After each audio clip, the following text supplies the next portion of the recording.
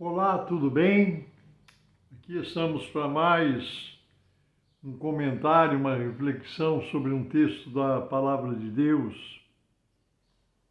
Lembrando a você, hoje estou gravando esse vídeo numa sexta-feira, amanhã é sábado, amanhã é dia de testemunho.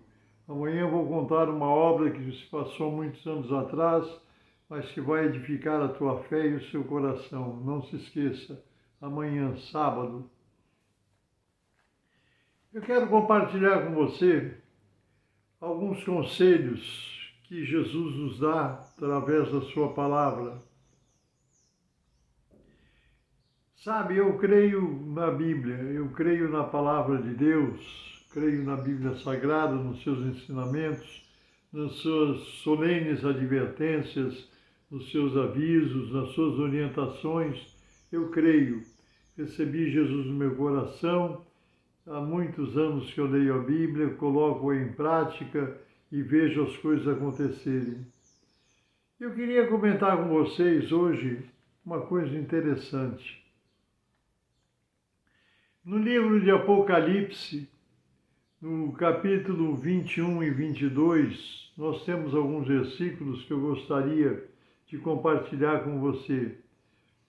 Jesus relata aqui, depois da sua morte e ressurreição, ter sido recebido aos céus, ele se manifestou ao apóstolo João, já ressuscitado, já na sua gloriosa morada celestial. Ele se apresentou a João na ilha de Patmos, onde João estava preso, onde fecharam as portas do mundo para ele, mas Deus abriu uma janela no céu para falar com o apóstolo João. E ele teve revelações do Apocalipse, que Apocalipse é o livro da revelação, Mas eu queria comentar com vocês que Jesus lista uma relação de pecados, de coisas que desagradam a Deus e de coisas que impedirão pessoas, situações que impedirão pessoas de serem levadas aos céus depois da sua morte, depois do juízo final. O Apocalipse capítulo 21, versículo 8, diz assim, Jesus diz assim, presta atenção: mas quanto aos tímidos, aos incrédulos e aos abomináveis, e aos homicidas, e aos fornicários, e aos feiticeiros, e aos idólatras, e a todos os mentirosos, a sua parte será no lago de fogo que arde com enxofre, que é a segunda morte. No capítulo 22, logo a seguir, nós vamos ler alguns versículos aqui do capítulo 22, versículo 12 até o 15, que diz o seguinte, repetindo quase a mesma coisa. Jesus está dizendo para João, para ele não selar as palavras desse livro, porque breve iriam acontecer. E ele diz, eis que cedo venho, e o meu galardão está comigo para dar a cada um segundo a sua obra. Eu sou o Alfa e o Ômega, o princípio e o fim, o primeiro e o derradeiro. Bem-aventurados aqueles que lavam as suas vestiduras no sangue do Cordeiro, para que tenham direito à árvore da vida e possam entrar na cidade pelas portas. Aí ele diz assim, ele adverte, ele avisa, ficarão de fora os cães e os feiticeiros e os que se prostituem e os homicidas e os idólatras e qualquer que ama e comete a mentira. São várias situações que o Senhor enumera aqui, mas eu queria chamar a sua atenção para um pecado que é comum, que está na maioria dos seres humanos, que é a todos os mentirosos. Se refere duas vezes aqui no capítulo 21, versículo 8 diz, quanto aos mentirosos, e depois aqui no capítulo 22 também, ele repete sobre o pecado da mentira. Algumas pessoas dizem assim que é a mentira branca. Não existe mentira branca, isso é falso, isso não é verdadeiro, não existe mentira branca. Jesus advertiu claramente, objetivamente, Jesus falou no Evangelho de João, capítulo 8, versículo 44, ele disse que o diabo é o pai da mentira. O diabo é o criador da mentira e é o pai da mentira. Então, eu queria advertir você que nós não podemos ter na nossa vida, no nosso viver cotidiano, na nossa convivência com os nossos semelhantes, com os nossos familiares, com a mentira, conviver, achar que a mentira é um pecadinho sem importância.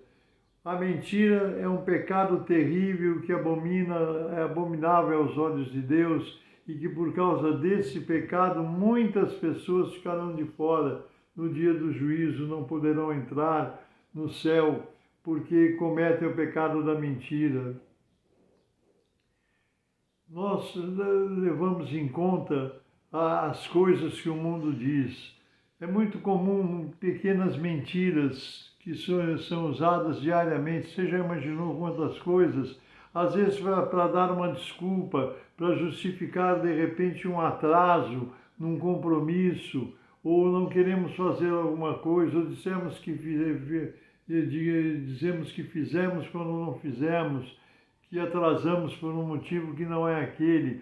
Quantas vezes o telefone celular chama, a criança atende, mãe, o pai é fulano, e o pai e a mãe dão sinal para dizer que não está. Não é assim que se resolve. Jesus é o autor da verdade. Ele disse, conhecereis a verdade vos libertará.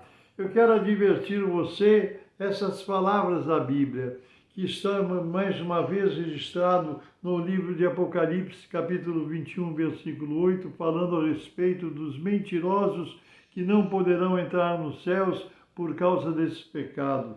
No capítulo 22, no versículo 15, também o Senhor Jesus repete a mesma advertência, a mesma solene advertência.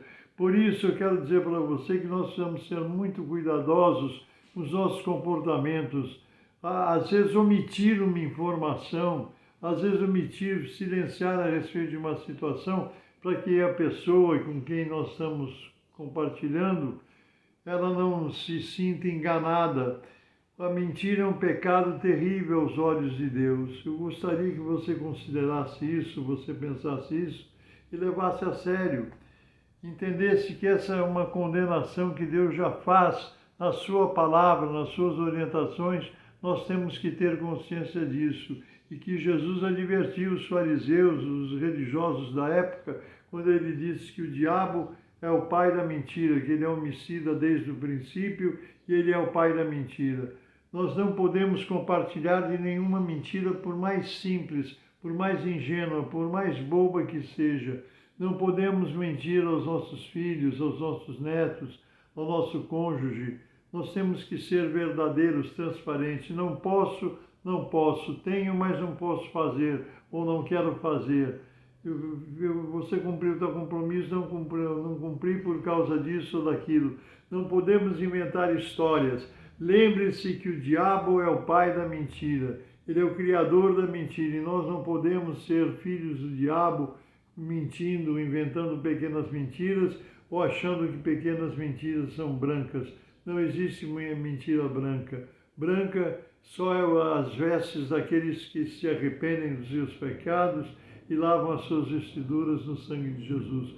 Quero deixar para você hoje essa advertência. A palavra de Deus diz aqui, e eis que cedo vem o meu galardão está comigo para dar a cada um segundo a sua obra.